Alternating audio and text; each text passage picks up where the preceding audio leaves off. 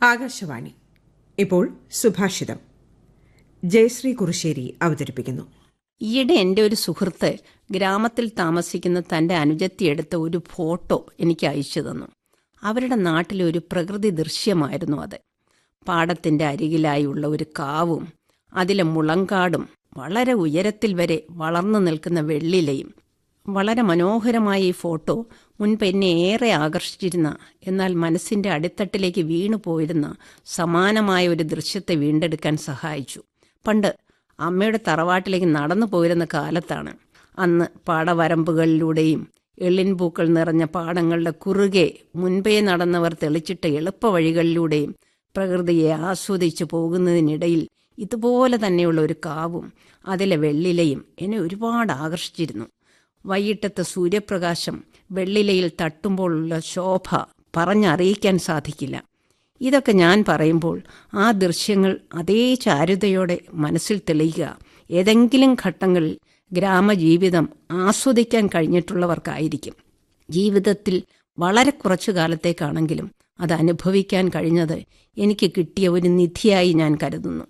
വൃക്ഷങ്ങളും മുളകളും എല്ലാം തിങ്ങി വളരുന്ന പ്രദേശമാണല്ലോ കാവുകൾ. അവിടെ സർപ്പങ്ങളെ കൂടാതെ അനേകം ജന്തുജാലങ്ങളും ഉണ്ടാകും. പാമ്പുകളുടെ സ്വാഭാവിക പ്രക്രിയയായ ഉറയൂരൽ നടത്തുന്നതിന് വേണ്ട ശാന്തമായ അന്തരീക്ഷവും ഇവിടെ കിട്ടുന്നു. ഈ കാവുകൾ മൂലം ആ ഭൂപ്രദേശത്തിൻ്റെ ആകെ പരിസ്ഥിതി സംരക്ഷിക്കപ്പെടുകയും ചെയ്യുന്നു.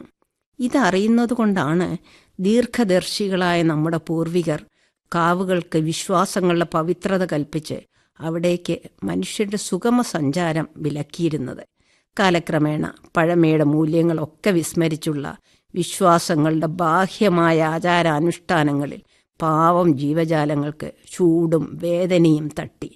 കാലം മുന്നോട്ടു പോകെ ഇത്തരം ഭൂപ്രദേശങ്ങളുടെ മഹത്വം മനസ്സിലാക്കാത്ത ചിന്താശൂന്യർ ഇവയെല്ലാം അന്ധവിശ്വാസങ്ങളിൽപ്പെടുത്തി കാവുകളൊക്കെ വെട്ടി പുതിയ ധനാഗമ മാർഗങ്ങൾ തേടുകയും ചെയ്തു.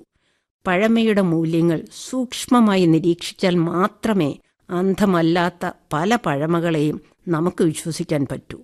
നിഷ്കാമകർമ്മം നമ്മെ ഏറ്റവും കൂടുതൽ പഠിപ്പിക്കുന്നത് ഈ പ്രപഞ്ചമാണ്, പ്രകൃതിയാണ്.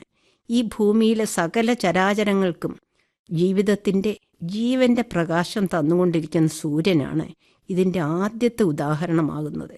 ഓരോ ഭൂപ്രദേശത്തെയും സുരക്ഷിതമായി നിർത്തുന്ന മലനിരകളും സസ്യജാലങ്ങളും ചെയ്യുന്നതും ഇതേ കർമ്മം തന്നെയാണ്. ഈ ഭൂമിയിലെ വൃക്ഷങ്ങൾ വെയിലും മഴയും ഏറ്റുനിന്ന് സംരക്ഷിക്കുന്നത് നമ്മൾ ജീവജാലങ്ങളെ ആകെയാണ്. അതിലെ ഫലമൂലാദികൾ അനുഭവിക്കുന്നതും ഇവിടുത്തെ മനുഷ്യനും ജന്തുജാലങ്ങളുമാണ്. ഇത്തരം നിഷ്കാമകർമ്മം അനുഷ്ഠിക്കുന്ന വൃക്ഷങ്ങൾ വെട്ടുന്നതും കാവുകളും കുളങ്ങളും നശിപ്പിക്കുന്നതും നദികളെ മലിനമാക്കുന്നതും പിൻതലമുറകളോട് ചെയ്യുന്ന ദ്രോഹം തന്നെ. എന്ത് വികസനത്തിൻ്റെ പേരിലായാലും ജീവജാലങ്ങളുടെ അസ്തിത്വം തന്നെ ഇല്ലാതാക്കുന്ന ഇത്തരം പ്രവർത്തികൾ തടയപ്പെടേണ്ടത് തന്നെയാണ്.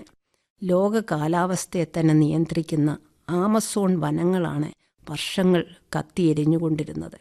നൂറ്റാണ്ടുകളായി നാടിനെ സംരക്ഷിച്ചുകൊണ്ടിരിക്കുന്ന മലനിരകൾ വെട്ടി നിരത്തിക്കൊണ്ടിരിക്കുന്നു. പ്രകൃതി കാണിക്കുന്ന എതിർപ്പുകളും മുന്നറിയിപ്പുകളും പോലും വകവയ്ക്കാതെയുള്ള ഈ പോക്കിൽ പ്രളയം, പുകമഞ്ഞ്, വായുമലിനീകരണം എന്നിവ മൂലം ജനജീവിതം ദുസ്സഹമാക്കിക്കൊണ്ടിരിക്കുന്ന കാര്യം ഓർക്കുക. പ്രളയം മൂലം ഭൂപ്രദേശങ്ങൾ അപ്പാടെ ഒലിച്ചുപോയിട്ടും നമ്മുടെ ബോധം തെളിയുന്നില്ല. ഭൂതകാലത്തിൻ്റെ മഹത്വവും വിവേകവും ദീർഘദർശിത്വവും തള്ളിക്കളഞ്ഞുകൊണ്ട് തികച്ചും വിവേകശൂന്യരായി വർത്തമാനകാലത്തിലെ താൽക്കാലിക സുഖസമൃദ്ധികളുടെ ലഹരികളിൽ അഭിരമിച്ചുകൊണ്ട് ഭാവി കാലത്തിനെ ഇരുട്ടിലേക്ക് തള്ളിയിട്ടുകൊണ്ടിരിക്കുകയാണ്. എന്ത് വികസനം ഉണ്ടായാലും അത് അനുഭവിക്കാൻ, നിലനിർത്താൻ ഇവിടെ ജീവജാലങ്ങൾ ഉണ്ടായേ പറ്റൂ. എന്തിൻ്റെ പേരിലായാലും പ്രകൃതിയിലെ നിഷ്കാമ കർമ്മയോഗികളെ കുരുതി കൊടുത്തുകൊണ്ടുള്ള ഇന്നത്തെ പോക്ക് ഒരിക്കലും ക്ഷന്തവ്യമല്ല, ഭൂഷണവുമല്ല. സുഭാഷിതം അവതരിപ്പിച്ചത് ജയശ്രീ കുറുശ്ശേരി.